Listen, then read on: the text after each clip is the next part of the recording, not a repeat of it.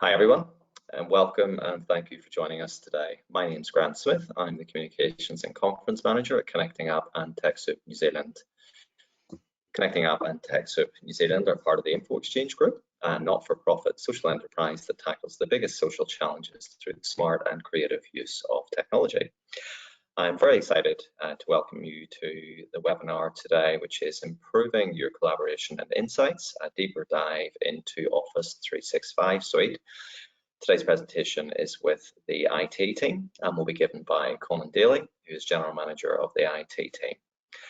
A little bit about the IT team. The IT team are a New Zealand-based, born in the cloud, managed service provider, and over the last 8 years, Conan and his team have worked alongside many commercial and non-profit organisations, supporting them in their migration to the cloud and their adoption of the Office 365 suite of technology. So he is very, very good at explaining all of those opportunities that are available through Office 365. For those of you that have been through other Office 365 webinars, welcome back. And for those of you who are coming in new, welcome also. Before we begin, we'll have a little bit of housekeeping. So all the lines are muted. So if you have any technical issues, please type those into the questions box on your webinar panel, and I will do my best to help you. Sometimes the best thing to do if you're having audio or video issues is to jump out and jump straight back in, and that can fix it, and it'll give you an option to check your preferences. But we really encourage you to engage in the webinar today. Please ask questions. We'll have quite a few quizzes and polls, so you'll get to contribute that way. But please do ask questions. No question is too silly. We're here to help, so please do ask. If you're on a Wi-Fi connection and you have multiple programs open, I would suggest that you close everything that you don't need, because that old thing called bandwidth quickly clogs up, and the problem may well be your own bandwidth if you're having any issues. Please note the webinar is being recorded, and a link to the recording and the slides will be sent to you after the webinar finishes. We'll also have a short survey at the end. Please do complete it, because that helps us to improve our webinars and make sure that we give you the best experience possible. That is everything from me. So with no further delay, I will hand you over to Conan. Thank you very much, Grant. Thanks everyone for joining. Should be a good webinar today. Yeah, as Grant said, my name's Conan Daly from the IT team. I'm the general manager, which usually means I do a little bit of everything and a lot of nothing. No, that's not true. But I do have a background in the tech stuff, although I'm not doing the implementations these days. So I can answer your questions mostly to a reasonable level.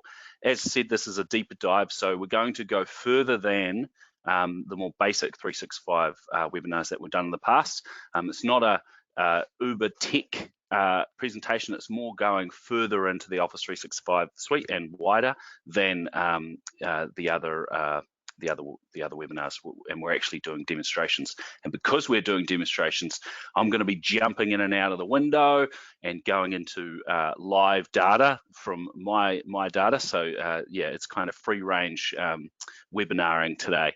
What we're going to do is we're going to kick off with a couple of polls. And this is just to get a gauge on the audience, whether you've attended webinars before and where you're at in your Office 365 journey. So Grant, if you could kick off the first poll, that would be great.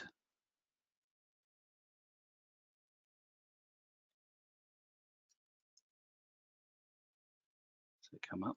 Sorry, I've just got a pull it up. Okay.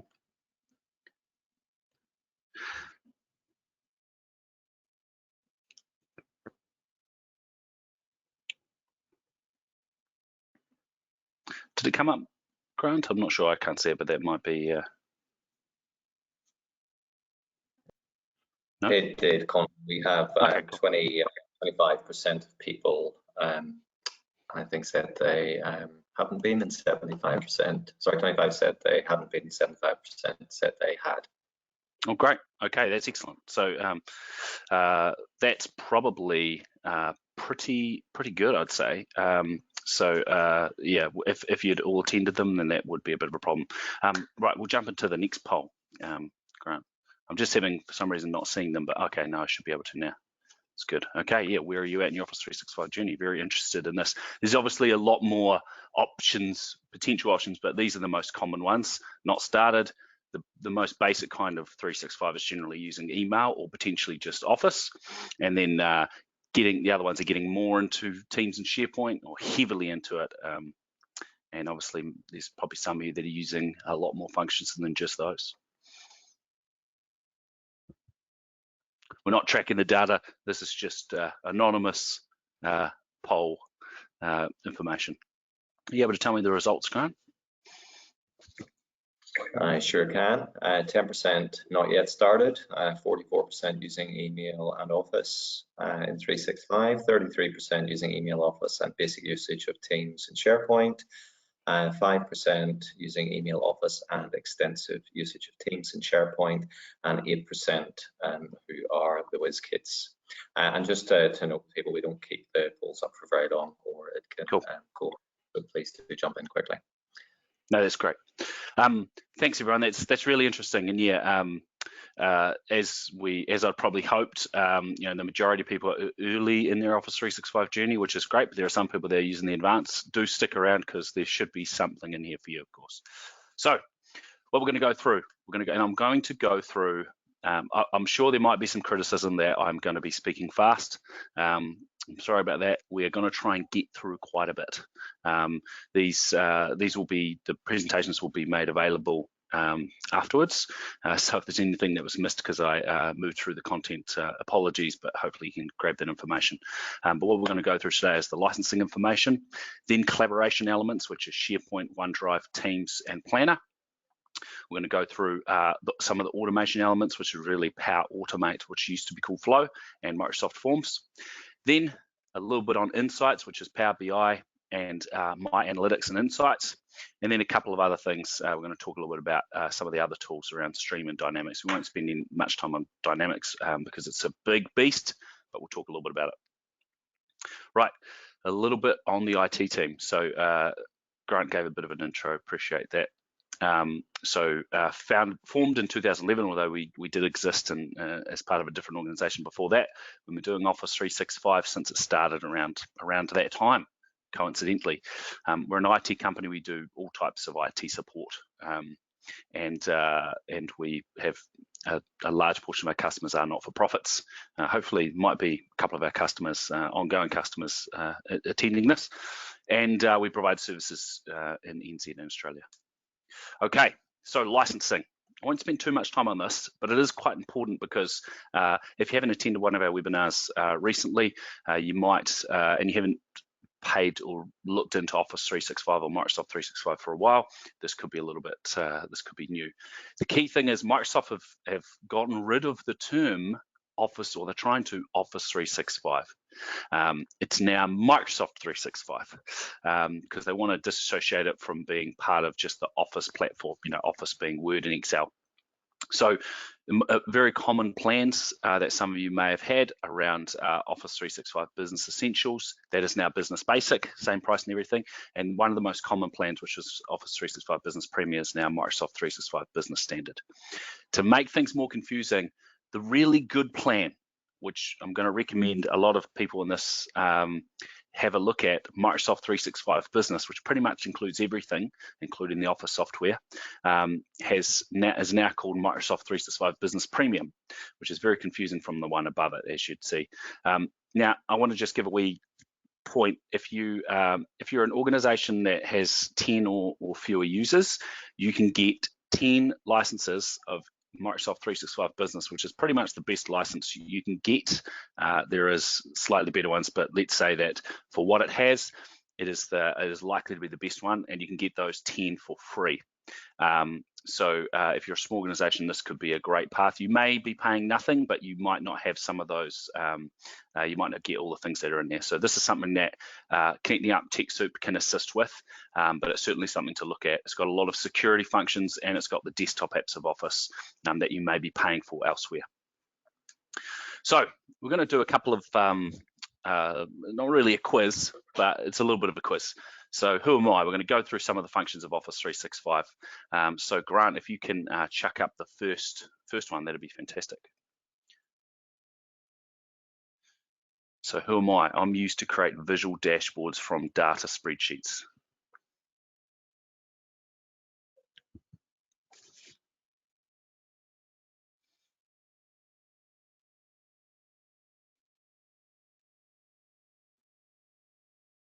What am I? It probably should be, but we're going with who am I today.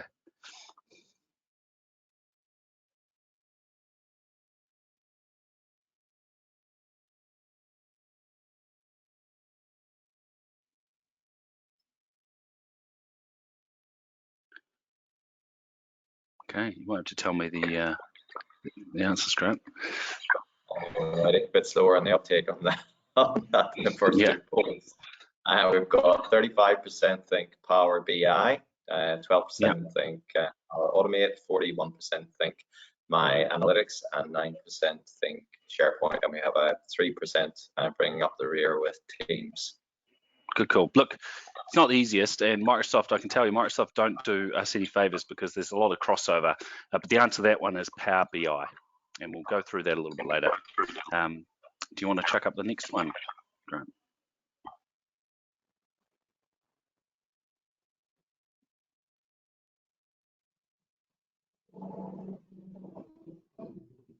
Probably should be with you and your colleagues rather than my colleagues. Yeah, who am I? I'm used to instant and video communications with colleagues. What's that? Sorry, Grant? A lot of confidence in this one. 95% think Teams and 5% think Stream. That's good. Wow, not a bad 5% there. No, yes, the correct answer is Teams. That is the one. Next one.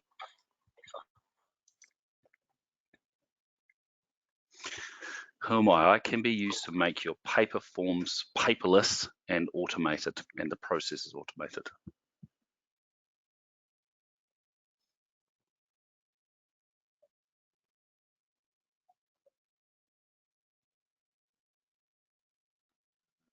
Okay, interesting there. 66% think Power Automate and 34% think Sharepoint.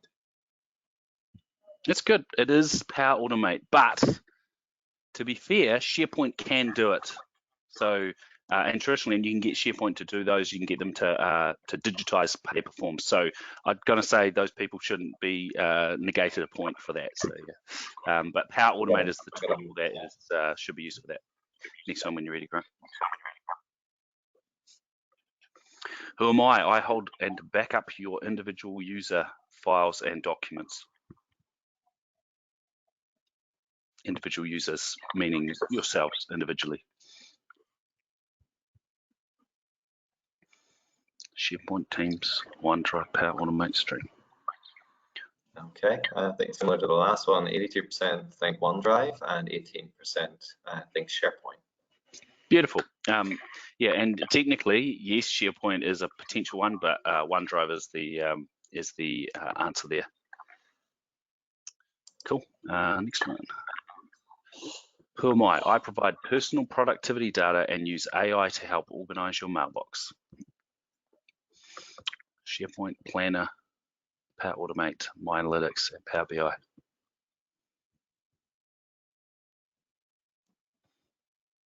And you never know, it could have these as two of these quizzes might have the same answer, maybe.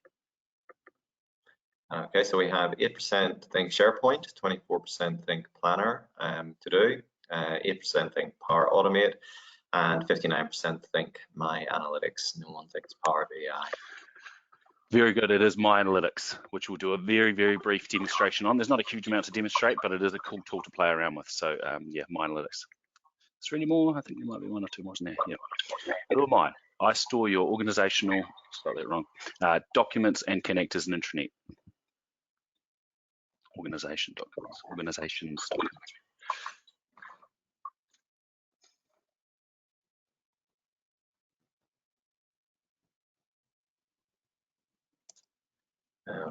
Okay, we've got 84% think SharePoint and 14% think OneDrive. Cool. And look, it's yeah, that's right. It is the SharePoint. Good job. And last.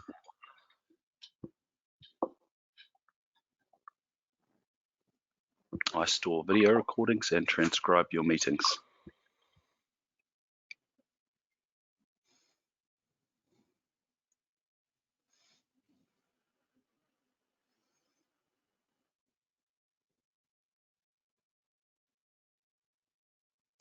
Okay, so we got 55% think Stream, 32% think Teams, and 3% think SharePoint. Brilliant. That's brilliant. This is Stream, which is another one we'll have a look at today. So, I mean, the bulk, it's not the cleanest, it's not the clearest. It's can be a bit confusing, but obviously, people have a fairly good idea about what the tools are, and hopefully we can help show a little bit more about what they can do. So, collaboration. The tools that feature in collaboration with 365 are SharePoint, OneDrive, Teams, Planner, and To Do, and then Delve. I put a question mark next to Delve because we're not going to have a look at that today. But these tools, they all generally work together.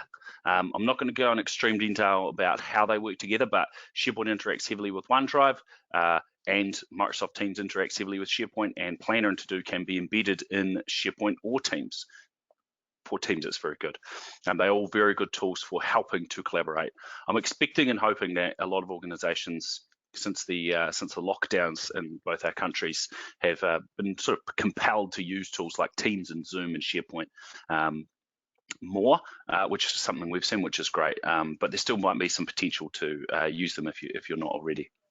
So SharePoint. Lightly going into this, SharePoint is a document management system and collaboration tool. It's been around for a very long time, since the 2000s. Someone might tell me it's around for the 90s, and it probably was.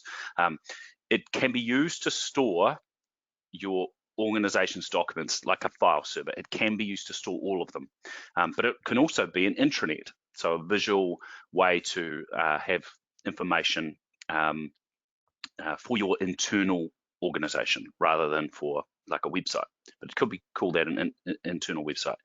It's got a lot of other functions, excellent document management capability, very good version control, but it is more of a static depository rather than a social collaboration zone, which is where Teams comes in. So very quickly, as we said, this is free range. I'm going to jump out and I'm going to give you a quick show of SharePoint. So there are two parts to SharePoint. Just confirming, Grant, you can see my screen? See the web browser? I can not see it right now. Okay. Can someone, I might have a different view, can someone put into questions if they can see Colin's screen? Let me try again to see if this comes up. What about now, Grant? There we go. Brilliant.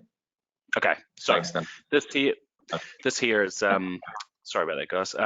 This here is the IT team's intranet. I'm not going to go through it. There's a lot going on here, but this is a web-based page that is available to everyone that is really using 365. Certainly any NGO can get a license that allows you to do all of this.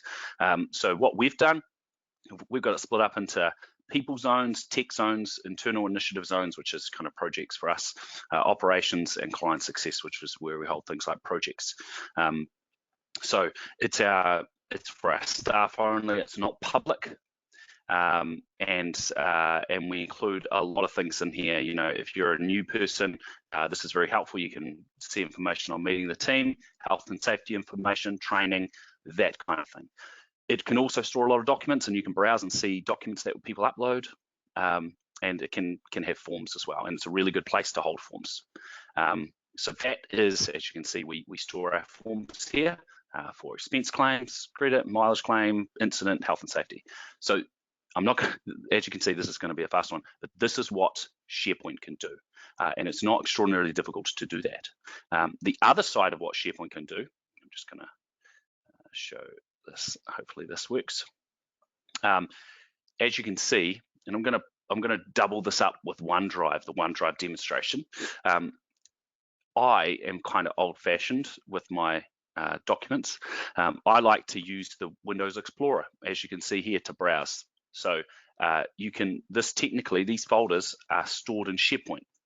So I put proposals and contracts and things that I'm working on, I put them in here. I like to browse them, I like to click them. I'm a little bit unusual with that. So you can also have them in the web, but a lot of people believe that if you've got them in SharePoint, that means you must have them web-based. Well, these are synchronized to my workstation. I can access them anywhere, and if I update one, it's going to upload, and my colleagues can also see them. So you can do it in a sort of traditional way. There's benefits to doing it web-based, And obviously, if I open up a document, others can open it up and edit it at the same time, which is really cool. But this is technically, this here is SharePoint, and I can have a lot more folders. Now, OneDrive is also synchronizing to my computer. There's a bit of mess in here. This here is individual. This is just to me. While I can share things, this is a lot of times OneDrive is a bit of a dumping ground because I'm not putting it in organizational folders. Whereas this is SharePoint here, and they're both in Explorer. This is OneDrive. So this is for me. This is Colin's data, and this is the organizational data. So hopefully that does explain that. I'm just going to share back. Whoops. Just going to share the screen back. One moment. Sorry, juggling. Okay. I might just take the opportunity to ask you now, Colin, because this question will be hard to come back to. Nandini has said, so it's like an intranet, and you mentioned we need a license. So can this be accessed by staff only or anyone with a link? It's a really good question. So SharePoint, technically, you can add external users, individuals to access your SharePoint. So you can have it semi-public where you can have a link that can just be spread around anywhere. Obviously, that can be quite concerning if you're holding sensitive data, and SharePoint kind of explains how that's done. But often people add board members that don't want to have, and the board members don't want to have a company address. You want to send it to their Gmail or their Hotmail. Hopefully, they don't have Hotmail. So you can have third parties external to the organization access it. You generally wouldn't have it public, for probably good reasons. OneDrive, as I said, just continuing, it's simple document storage. It's securely stored, hosted in the cloud, and it's good for sharing individual files with external colleagues and external parties, and that's the same as SharePoint. It synchronizes with your mobile and web. This is alternative to Dropbox and Google Drive, but what I like people to think about, which is hopefully the next slide, oh no, that's coming up soon, is OneDrive is for your not personal, like your private, not your home stuff, but your private information for your staff's private individual storage, rather than just storing on the computer where it can get lost. And SharePoint is for your organizational data. So I'll just skip through these. So yeah, SharePoint group files, SharePoint intranet, SharePoint links, forms, and wiki, OneDrive personal files, OneDrive sharing with third parties, that's individual docs, and OneDrive for backing up your workstation documents. Very good. SharePoint and Teams as well. There's the ability for SharePoint to cross over with Teams quite extensively, and it's pretty elaborate. We have got a webinar that if you want to get into heavy detail called Which Tool When, there'll be a video online, I expect, on the Connecting Up website. And I suggest if you really want to dig into the overlaps between SharePoint and Teams, have a look at that video because it's specific to SharePoint, Teams, and OneDrive. It's actually quite a good one, and we go into a bit more detail. But critically, if you're doing something in Teams, it is often actually keeping that data in SharePoint. There is a lot of crossover, so it's really good if instead of using one of those tools to use both of them. Now, Microsoft Teams. Hopefully, many of you have used Teams. It is obviously what it does. The core of what it does is chat, video communications, but the big one that's kind of understated is the hub for collaboration, where the IT team use it extensively, and I'll show you in a minute. I guess it's where we put our information when we're communicating, our company information. We put projects, discuss projects in there. If we're away or we have to, leave early, or something a bit more bigger than that, we're about to go away on a break, or we need some help with something, we'll post it in there rather than send an email. It's really powerful and it's fast. Critically, it's a game changer. It's the fastest growing Microsoft application in their history, which is saying a lot because obviously they do a few of these. And obviously with COVID-19, it's big. Obviously everyone hears about Zoom and how big that is. Teams is very similar in how much growth it's had, not as big as Zoom, but it does a lot more. Key features in Teams, as I said, the chat, the teams and channels, which is really around the collaboration, the video calling, conferencing. It's really cool for conferencing. If you needed to do a presentation like this to 100 people, you can do some really cool stuff with it these days. You can use it on web and mobile phone and desktop, and it works really well between those, and it's in Microsoft's platform. Yeah, obviously what it does, I'd say critically, Teams is a combination of the three I was gonna highlight them: Skype, traditional Skype, Slack. You may not have heard of Slack, but it has that function, and Zoom, all in one really. And also something like you know, Facebook Messenger or WhatsApp. It's kind of doing that. But if you ideally you wouldn't have lots of different tools in your organization. We all want to minimize the number of tools, and that's why Teams can be better than just using Zoom. Okay, quick Teams demo. Now Teams is really elaborate. So I'm going to share the web version of this. So this is Teams, all right? We have chat here. This is free range. This is live data. Yeah, lots of fun stuff here. But you know, people can message me instantly and you know, get a hold of me. And we do a lot of communication like this, sending each other messages, maybe when they're running late, and communicating this way.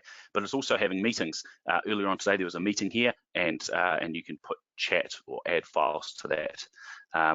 If we're showing you the Teams, so as I said, this is free range. You've got here a staff member saying they're not feeling well, 2 staff members not feeling well. Hopefully, these 2 staff members are in Christchurch, so it's not COVID. But there's a bit of information on that, you know, that people put out there, so they don't have to send an email, and other people don't need to be surprised. But if you look at this in a bit more detail, each of our teams have their own teams groups and channels that they put their communication in around projects, quality control, security, breaches. We use this extensively for communication. It's really powerful. At the moment, where do you put that information? Have a think. Do you put it in a file that no one would really know about, in a document?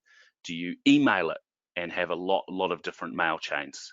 Do you have somewhere else that it go, you know, that goes that I'm not sure about? But this is a powerful place for people to communicate, share information, share documents, and discuss it, and have quick access to seeing it and seeing updates. So you can see the activities. If you subscribe to certain channels, you'll see when people have changed something or mentioned it or asked you a question. Very powerful. This also does video chat. So if I wanted to click this here, I won't, hopefully I won't, and it's going to do a video call with these 3 people. So that's how it's done. It's very quick.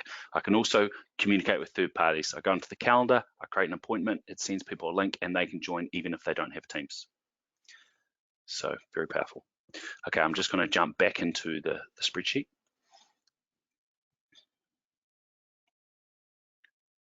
Okay, so we're back. Yes. Now moving on to Microsoft Stream. So this is a very underutilized part of Microsoft's tools, and it's quite interesting. So what it is it's a video streaming service for your internal organization. It's secure just to you guys. In fact, unfortunately, you can't actually even get externals to use it, which is a feature we're pushing for. But critically, it's a location for viewing any of your recorded Teams calls. So if we have a meeting, so as I showed you how you can video people, but we work a bit remotely, we're spread out. We have a lot of meetings in Teams, more than in person. And we'll record the key ones that are important to us if we need to go back and find something. It has the ability to auto transcribe, which is probably the main reason why people consider using this, apart from sort of storing those videos. So you can have a meeting where it'll automatically transcribe. It does a lot better with the Australian accent than the Kiwi accent, to be honest, which is a bit insulting, but it's just a reality that we have down here. But what it does, I'm not sure about the Irish accent, Grant. It's probably better, to be fair. But it can auto transcribe with a reasonable degree of accuracy your meeting, so that, you know, you think about you writing notes, this could be a way to accelerate that process. Key thing is, if you record a 30-minute meeting and you transcribe it, you might not need to write as many notes, because you know that you can go back and get to it, and you can potentially just type in the search on, we started talking about office buildings or rent, and then you can jump back to that point. So it potentially decreases the need for extensive meeting notes. Very powerful. I'm going to very briefly show this tool. As I said, we might be losing a bit of time jumping in and out of these, but I don't have a helper today. Right, so as you can see just here, does that come up? Grant, it might be a bit slow, yes. Okay, so you can see this is Stream. It's just web-based. we have a meeting here. Hopefully it doesn't play between 4 IT teamers. Not a great shot of me. But anyway, as you can see on the right, you have the transcription. So you can search through and it's semi-accurate. It's not perfect, particularly with our accent, but you can see that data and you can search for it. This is pretty powerful. We record a lot of meetings, as you can see, some short, some long, some for more social reasons, don't ask why, but most of them are for sort of custom related or important meetings that we need to have. Some obviously you can see are in a boardroom and some are one-to-one. So this is a really good way for your organization to, I guess, I see the best feature of Stream as decreasing the need to take extensive meeting notes and have a record of your meetings. Okay, I'm going to jump back to the PowerPoint. Hopefully that's clear. It's very simple. Basically, if you click record in Teams, it's going to upload it here. Don't have to worry about doing anything particular. There's something you enable with transcription, and if I get any questions on that, I can send some information out on how to enable it. Okay, jumping back to. Yep, cool. All right, next one. We are blitzing through them. How are we going for time? I think we're okay. Okay, so Stream demo. Microsoft Planner. So Planner is a simple project management tool. It's not Microsoft Project, but it's a more basic version of Microsoft Project that some of you may have heard. Microsoft Project is you want to manage a big project with lots of tasks and produce Gantt charts and maybe put in materials and things like that. Great for construction industry. Microsoft Planner is more for the projects that we have internally, where we have a set of milestones. We've got lots of tasks. We need to organize them. We need to assign them. This is what Planner is for. It integrates with To-Do. So To-Do is a tool that you can use to track your own personal tasks. How Microsoft have done it now is that if you click, I think it's a flag on your email, it technically adds it to your to-do list, and there's an app for it. It's quite cool. But Planner is a tool for tracking, creating a project and assigning various resources. Alternative to something like Trello, Asana, or ClickUp, but it's probably not as extensive. But Microsoft are developing it, so it is quite cool. If you do projects in your organization, infrequently or frequently, this could be, but you don't have a tool for it, this could be a way to create a bit of structure, and it ties in with meetings well. To do is more of your personal, well, not personal, but your individual one. You can share lists and everything with your team, but it's more likely to be something that you check every day and go, oh, okay, I've got this, and this, a bit better than a pad. I will admit, I'm still on a pad of paper. It's like the only thing I really write down on a piece of paper is my to-do list. But one day I know I'm going to go to this because it is more effective. Very quick demonstration. Actually, okay. So this is, well, this was, excuse me, supposed to be Planner. Let me have a look. Oh, no, here it is here. Okay, so hopefully this is visible. It's just a little bit delayed. Okay, so as you can see, this was a task that we had. We had a, this is an example of it. This is one I just jumped into. So it's for a group we called Monitoring Mastermind. So it's called MM, and we created a series of tasks: backlog, process, other, and we assign them to resources. Some of them are quite complex, some of them are related to emails, some of them have multiple people on them, as you can see down there, and we'd go through it during the meeting and we'd tick off and add tasks. So I want to add a task. This is book next meeting with customer, let's say. Set due date, the 2nd. Assign, I'm going to assign Chris and Brent, and I better do it too. They're going to get an email. Whoops. They've actually got that there. So I just create it. So they have that. I'm going to get a message soon saying, what the hell have you sent to me? So I might just delete that. So you can put it into categories and other things that can be really, really simple, but really good way to create a series of tasks for you to book in with your team and track it. We do it via meeting. We sort of do it around a meeting. We'll have a meeting, we'll jump into the planner and we'll go through. someone might share the screen, or we just all go through it individually. Yes, have you done that? Tick, done. Haven't done it? Okay, move to next week. I'd highly recommend people just have a play, have a small group, maybe 3 of you, 4 of you in a meeting, and see how it goes. Try it for a few weeks. It'll send you you can set it up to send you a reminder at the due date. That's quite cool as well. Okay. Oops. Okay, hopefully it's back onto the. It's running a bit slow. I'm just not sure. Can you see my screen, Grant? No, I'll try again. Conan. Okay, let's see. Sorry, team, it's just a little bit sluggish. There we go. Okay, automation. Automation is something that's usually the least utilized part of Office 365. So people tend to look at it and go, oh, well, you know, I've got email, I've got documents, why would I consider this? But it is often some of the parts that can really help your organization. It's usually this is what Deep Dive is about. It's about giving you guys some of the things you may not be aware of. Look, at the beginning, I should have said this. If you haven't got Sharepoint and Teams, you know, and OneDrive, these are no-brainers for an organization. Those functions can have massive help, but some of these other ones can also have a big help, and they're usually not on people's radar. So why do we want to consider doing automation? Well, we're dealing with a tightening labour market.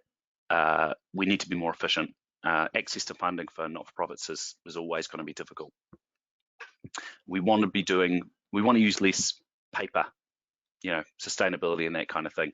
We're working in a COVID situation with remote working. We're not able to connect to each other, signing things off, filing paper, filling out forms. So these are things that are becoming more and more difficult.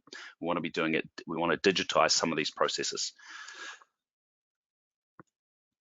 Power Automate. So this is something that we're going to talk about briefly. So it's Microsoft's cloud-based workflow engine. It was formerly known as Flow. Some of you may know it as Flow, and in the organizations, they sometimes use the term Flow. I prefer Flow, to be honest, because it kind of explains how it works, but Power Automate also works, I guess. What it is for is it's for quickly automating time-consuming manual tasks. It requires little technical know-how. It can be complex if you want to dig into it, and you're able to build your own or download them. So this is oh, you might not be able to see this video, so I'm actually just going to ignore it for now. Can you see this? No, that's all right. Sorry, it's just taken over my computer. I could see it, yeah. There we go. That's all right. So we're going to talk. I'm going to show you a couple of slides. I'm going to show you a couple of slides about Power Automate, so don't worry about missing that little video. It's a legacy thing. So Microsoft Forms is related to Flow, but it can be used on its own. So it's for just creating an online form. It's the simplest part of Office 365 that there is. If you go into Forms, you should probably have it in your applications if you're on the web browser version of 365. And Forms allows you to just create a form and send it out to people and gather data. So you can create surveys internally or with externals publicly to get customer feedback, maybe some sort of public questionnaire, employee satisfaction, organizing events. There's obviously a number of reasons why we have forms. But critically, you could also use it for processes internally. You might have a form for leave, you might have a form for expenses, you might have a form for fuel, whatever. That's probably the same as expenses, or a purchase request. And this is there's little to technical know-how required. It's very easy to set it up, but it's probably we describe as a less sophisticated version of SurveyMonkey. Some examples of why you would like to use Power Automate. So you might want to use Power Automate unrelated to forms for getting alerts of important notifications or emails. So you could have it set it up so that you, for example, this is just an idea, if you get an email from a certain person or a certain address, it will buzz or notify you or send a text message potentially, or do buzz on your phone every 30 minutes until you read the email. That could be an alert of something that's happened. Lots of things like that. You could get a special alert somehow for something. It could send to other parties. You could have it so that if you receive an email, it sends out to other areas, or it does an action. Add something to a CRM. There's lots of different things you can get it to do. You can get something as simple as you get a notification. I think there's something around getting when a new Twitter follower comes into your account. If you have Twitter, I'm not sure if anyone does really anymore, you can have it so that it adds that person to a marketing campaign. So unusual things like that. You can get notifications on your mobile device. We'll come back to that soon. This is the big stuff, guys. Streamline your leave approval processes, purchase approvals, anything to do with an approval process in your organization. This is great for. And there's other really cool processes I'm going to show you. There's things around, you can organize it so that every month it does a dump of all documents and attachments that you've received in your email and puts it into OneDrive or Sharepoint. Little things like that you can do. So this is what it looks like if you're browsing them. So you can see it's like a wee marketplace of templates that you can use. Some are really basic, some are kind of interesting. So you can get it so that it'll get today's weather forecast for your location, or email it to you, or text it to you, or something like that. Just to give you an idea about what this is. An idea of one. So this is the IT team. This is a function we had in our organization, the expense claims. So the old way, we had a paper form. So expense claim, for those that don't know what that would be, it would be when an IT team member had to pay for something on their own credit card, or they were traveling and they need to use their cash card and they need to claim an expense. So we'd have a paper form. Someone would go and print it out, waste of paper. Then they'd fill it out. There was a single approver generally, which was myself. And it would often get put on my desk, and sometimes it wouldn't be there. It would get buried on my desk of paper and other things that were on there. And then because of that and other reasons, it was often bypassed because the person needed it. Now that is a key thing when a process like this is technically a process, and it was a process, gets bypassed, it loses its importance. And then it created a real challenge for our accounts team, because they'd say, was there a form? Did someone fill it out? And then the person would say, well, I did, but it got left on someone's desk, or I knew it wasn't going to get approved and I needed it fast. So that was the old way. So what we did in Power Automate, we created an online form accessible via Teams, SharePoint, and people just had it in their email if they knew where to click.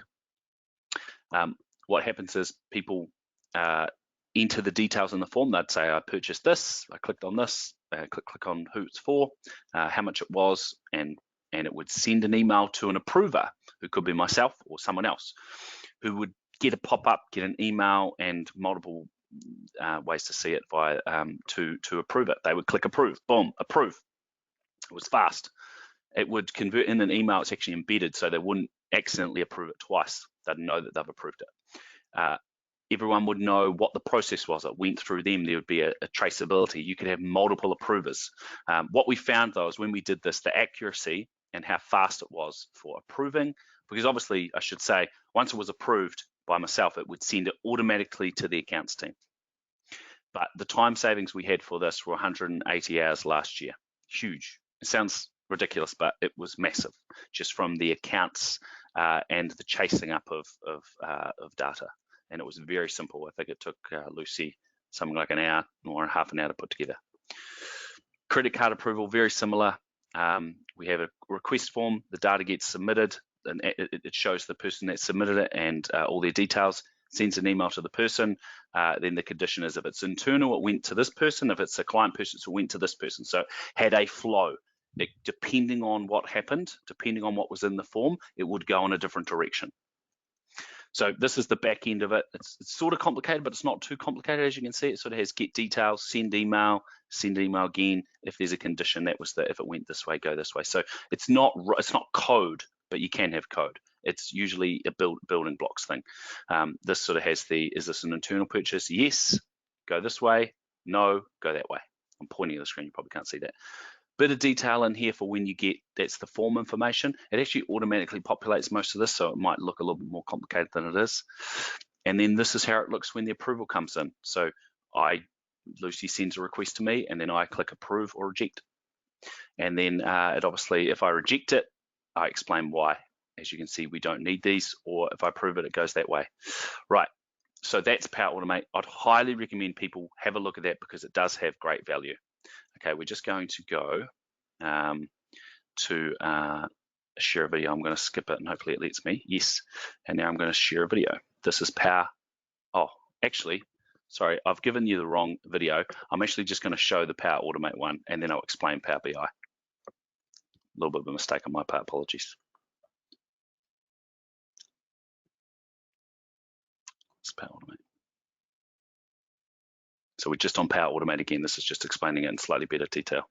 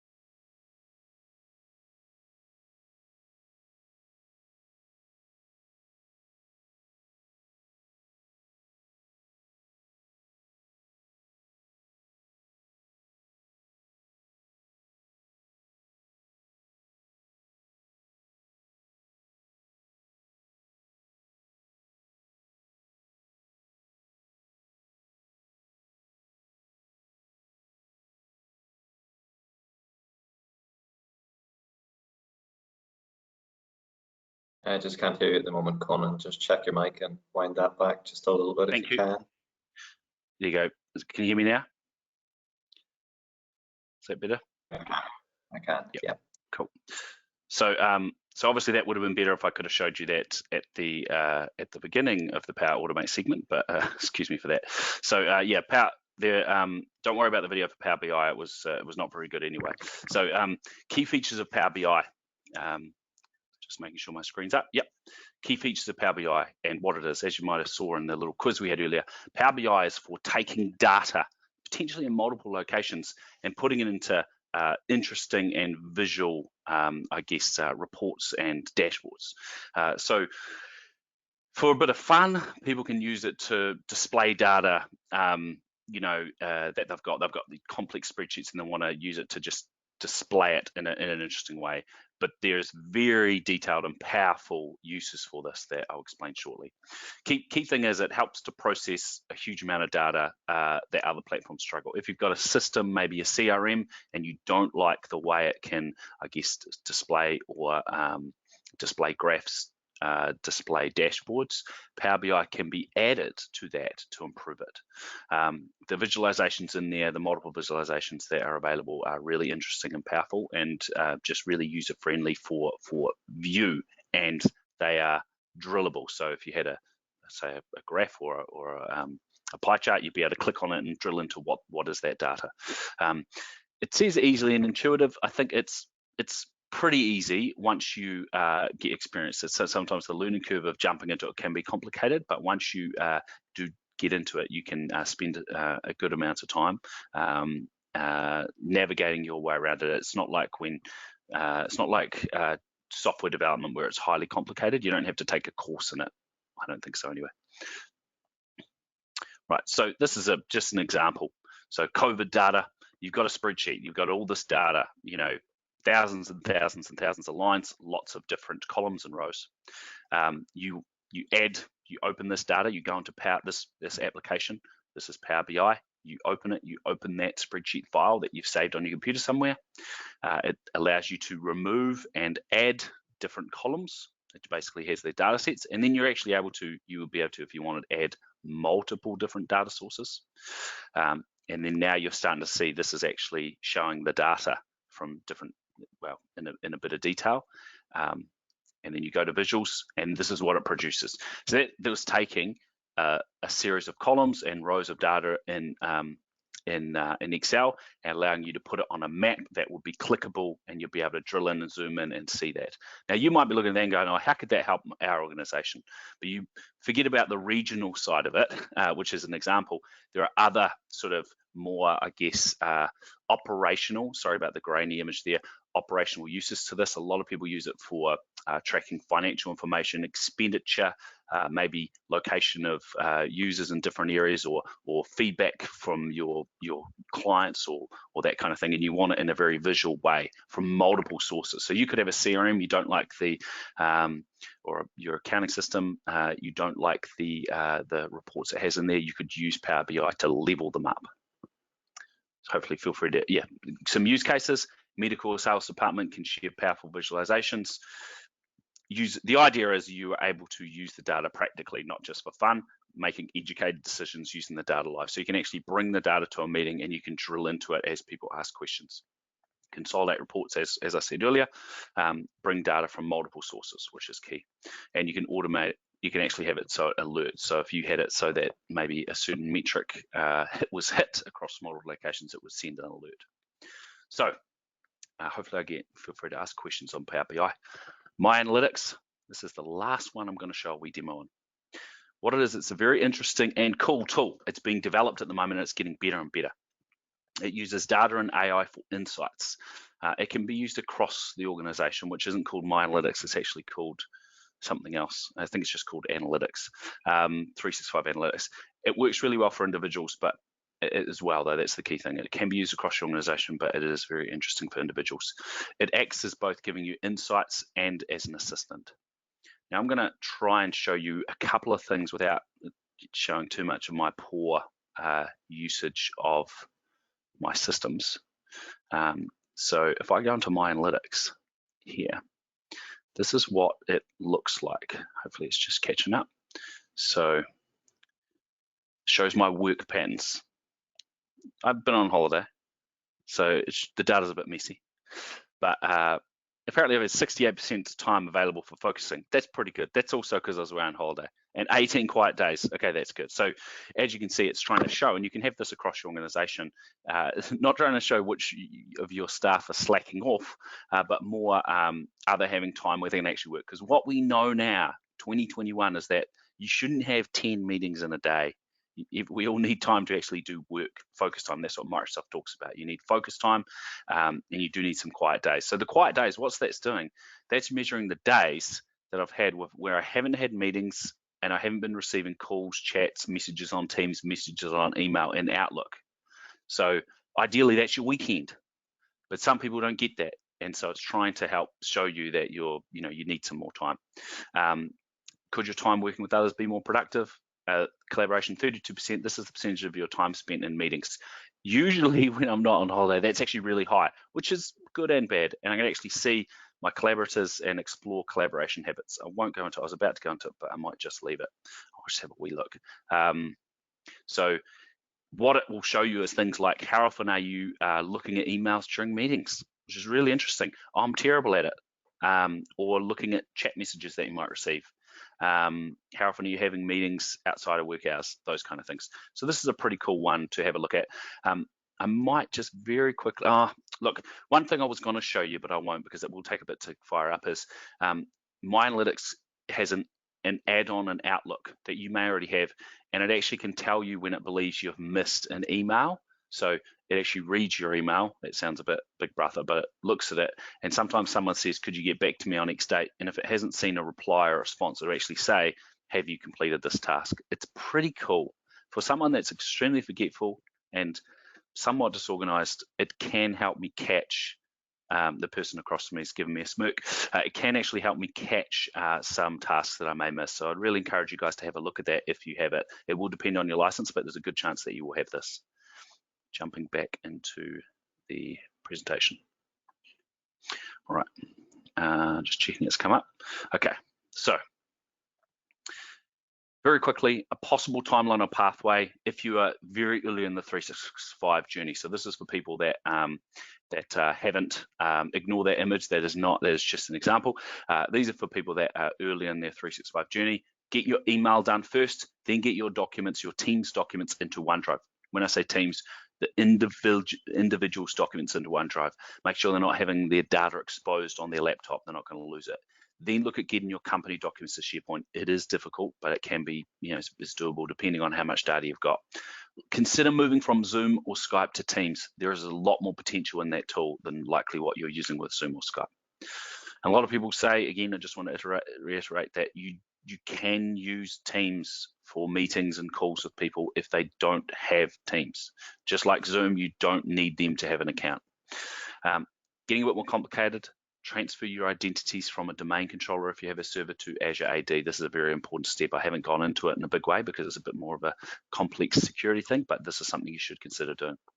Whoops, excuse me. Use Teams for internal communications. That is, after you get in Teams for Zoom, for your calling, you then should look at some of the things I showed you earlier around team-based communication, departments, segmentation, that kind of thing, projects, that kind of thing are very powerful. Look at decommissioning your servers and other services, and then start evaluating things like Myanalytics and Power BI and Power Automate and Planner and Stream that are really cool and can help your organization. They're usually not even on the radar. Right, I'm just going to, because we're a little bit low on time, we're going to do a Q&A. Feel free to check out our ebook. There's a link there. Look at the Teams webinar if you want to drill into detailed. And if this was a bit more too detailed for you, maybe a bit complex, feel free to look at the Moving Your Organization to Cloud Introduction to 365 webinar that is on the Connecting Up website. All right, questions? Okay, quickly do some of these, Colin. Sherry says, I use Microsoft and Google. There seems to be a bit of duplication. Can you confidently use Microsoft only? Yeah, so when, is it Sherry? That's right. Yeah, when you mention that, I'm assuming that when you say you're using Google, you're maybe using G Suite, Gmail for your organization. So G Suite and Office 365 kind of compete. Actually, they do compete. So obviously using Google, everyone uses Google for browsing, but they can coexist. But I would highly recommend that you consider as an NGO taking advantage of the transition to Microsoft. You're going to get a lot more out of it if you can transition your email, particularly, and your documents, which is really what G Suite does well, into 365. I can assure you that 365 can do it, in my opinion, better with a little bit more, I guess, options, and there's some real strengths to using Outlook, but I would say that would be the way. But you can use it, but it's going to be a lot better. If you don't have your email in 365, it kind of weakens all the other functions. So really, if anyone's wondering if they can use 365 without having the email in there, I would say it's possible, but you should really look at moving. And because it's free, at most levels with by Connecting Up, we'd suggest you do it. TechSoup Connecting Up. Next question. They all have their strengths for different platforms, so yeah, it's right. You need to investigate quite closely for your personal needs. Let me just have a look. What else do we have? If using Stream, do all participants need to be connected to Stream? Well, Stream is effectively like your repository of your videos. So if you make a recording using Teams, you will then, the recording will then be recorded and get put into Stream. So you record using Teams, and you can upload video. So if you've got a video that you found, you downloaded, something you've set from YouTube, you can then upload into Stream. So it's more of like, think of it like putting a file up, and then everyone can view it on their machine, or you can present it as well. So it's less something that needs to be connected. Hopefully that answers your question. All right. Can Flow Forms link in with another product, for example, MYOB? Look, I don't know about MYOB specifically, but the answer is yes. There's a huge number of products it links into, but then sometimes there's a existing, I guess, connection out of the box that someone's already created. But it could be that you want MYOB to somehow interact with Flow, and that's very possible. If you have a particular scenario, we'd be happy to have a bit of a look and give you a bit of an idea of if we think something's possible. No cost, of course, just feel free to send it through to us. This might be required putting onto a link, but Cherie asked, what's Dynamics 365? Yes, I might have accidentally skipped that slide. Excuse me. Look, sorry about that. Dynamics 365 is a CRM. It has a couple of other things it can be, like an ERP, but it is a CRM. So if you want to hold your customer information, you want to hold or use a client, depending on the term, in detail, users and individuals and organizations. It allows you to keep detailed information associated with your clients, customers, and track, I guess, your interactions with them, meetings, reports, documents, and that kind of thing. It's a powerful CRM. So yeah, there are a lot of add-ons. So Dynamics 365, some things like you might have heard of Penelope, which is a big one that uses Dynamics as the platform, and it's built off Dynamics, so it's an add-on. So people can use it directly, or they can use an add-on, a third-party tool that has adapted it for the not-for-profit space. We've got a lot of customers that are using a system, a CMS or a CRM, that is built off of Dynamics 365, and therefore they need a license for it. So yeah, hopefully that answers your question. Fantastic. Conscious we're a little bit over time. Colin has agreed to go a little bit over if necessary, but apologies if anybody who can't hang around. One last question in the questions. How do we get access to Myanalytics?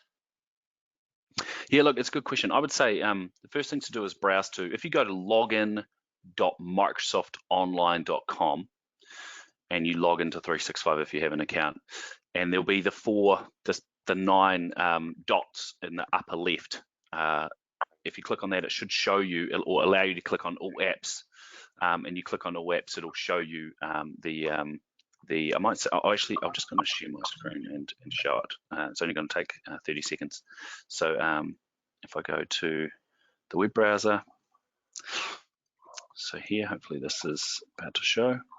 Yep, so these dots here, if you can see this when you're using 365 Online, you should be able to go down, go to all apps.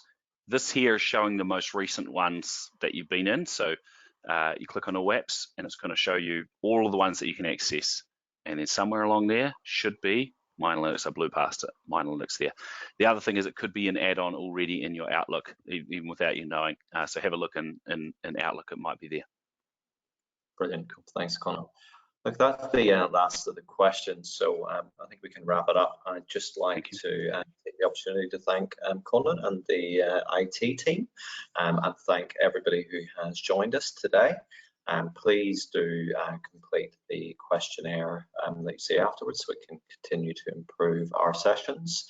And aside from that, I'd like to wish everybody a great day, afternoon, wherever you are. Please stay safe and join us all again soon. Thank you very much. Cheers, everyone. Cheers, Grant. Appreciate it. No problem, Colin. Bye, everybody.